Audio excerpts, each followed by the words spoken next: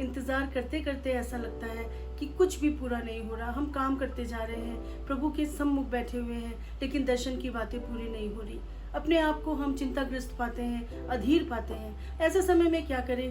क्या खुदा का कलाम इस बारे में कुछ बयान करता है? आइए वचन से देखते हैं। खुदा के कलाम के साथ एक बार फिर से आपको पास्टर याना का सलाम। प्रियो, जिंदगी के कठिनतम समयों में हबक्कूक नबी को भी ऐसा ही अकेलापन महसूस हुआ। जब उनके चारों तरफ उपद्रव फैला हुआ था, परमेश्वर ने दर्शन तो दिया था, लेकिन वो पूरा होने का नाम ही नहीं ले रहा था, और दूसरी ओर उपद्रव उनके चारों ओर बढ़ता जा रहा था। ऐसे समय में वो परमेश्वर को अधीर होकर पुकारते हैं, और हबक्कूक पहला अध्याय दूसरे पद में इस प्रकार से बोलते हैं, हे यहोवा, मैं कब तक तेरी दुहाई देता रहूंगा और तू ना सुनेगा? मैं तेरे सम्मुख उपद्रव उपद्रव चिल्लाता रहूंगा, क्या तू उद्धार नहीं करेगा? He was highly disappointed, क्योंकि चारों तरफ अराजकता, अशांति फैली हुई थी। प्रियो, वो अपने आप से जूझ रहे थे। पता है उनको परमेश्वर साथ में है, पता है उनको परमेश्वर जो है अपना कार्य कर सकते हैं, लेकिन अधीरता का क्या करें? इंतजार नहीं हो रहा, निराशा घेरी जा रही है, और अपने आप से जूझते हुए उन्होंने हबक्कूक दूसरे अध्याय उसके पहले पद में इसका हल निकाला।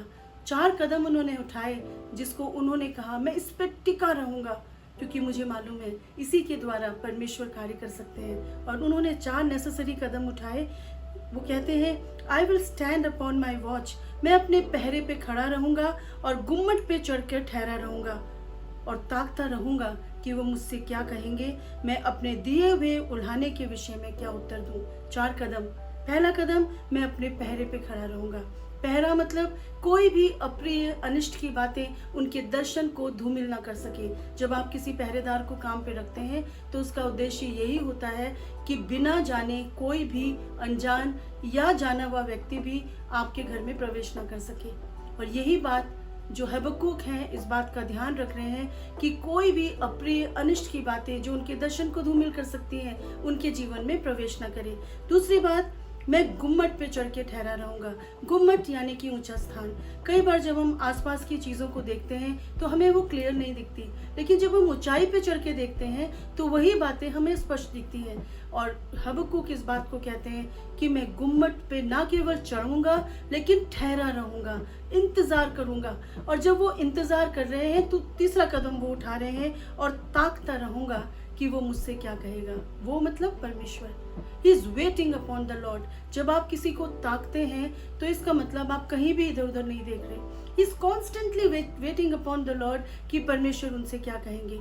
और प्रभु क्या कहेंगे? ना केवल उसकी इंतजार के विषय में बात करेंगे, ना केवल दर्शन के विषय में बात करेंगे, लेकिन यहाँ लिखा हुआ है कि मैं अपने दिए हुए उल्हाने के विषय में क्या उत्तर दूं। उल्हाना यानी कि टॉन्ट, यानी कि लोग जो आपको उल्टा सीधा बोल जाते हैं, आपको टॉन्ट करते हैं, आपके विषय में अनुचित बातें बोलते हैं।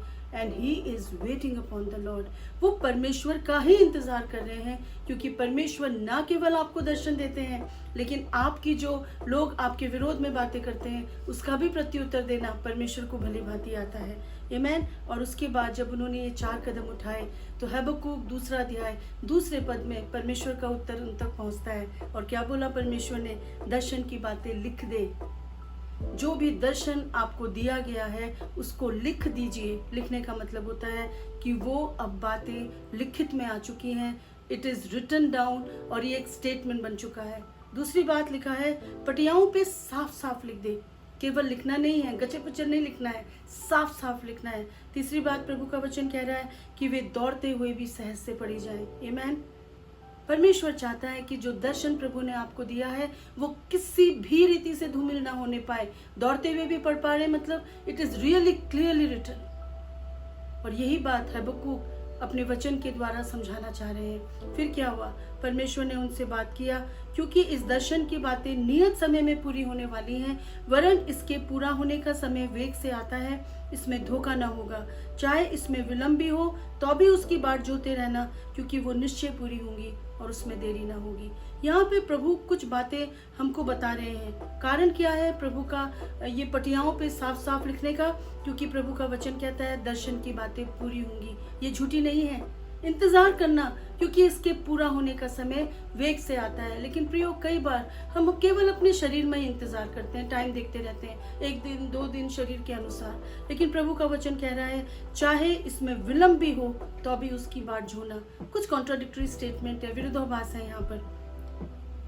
इसका क्या मतलब है? चाहे इसमें विलंब भी हो तो भी इसका वेट करना, यानी ये मैन्स व्यू है, इंसान का दृष्टिकोण है। आज 1 घंटा हो गया, आज 1 साल हो गया, आज 2 साल हो गया, अभी तक प्रभु का समय नहीं आया क्या? दर्शन की बातें पूरी नहीं हो रही क्या? लेकिन प्रभु का वचन कहता है कि जब हम इंतजार करते हुए प्रभु के साथ जुड़ के प्रभु का वेट करते हैं तो यहाँ पर लिखा हुआ है वो निश्चय पूरी होंगी और उसमें देर नहीं होगी। आमीन। ये परमेश्वर का दृष्टिकोण है कि परमेश्वर अपने समय में उन चीजों को जरूर पूरी करेंगे। बात इस बात की है कि हमें अपने समय पे नहीं, परमेश्वर के समय तक इंतजार करना जरूरी है। दर्शन को धूमिल ना होने दे, क्योंकि नीति वचन उसका 29वां अध्याय 18वें पद में लिखा है, जहाँ दर्शन की बातें नहीं होती वहाँ लोग निरंकुश हो जाते हैं और जो व्यवस्था को मानता है वो धन्य होता है।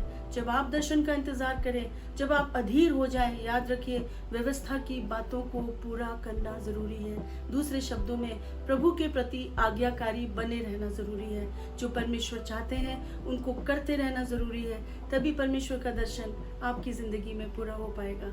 खुदा इस कलाम के द्वारा बहुत आयत से आपको आशीष दे।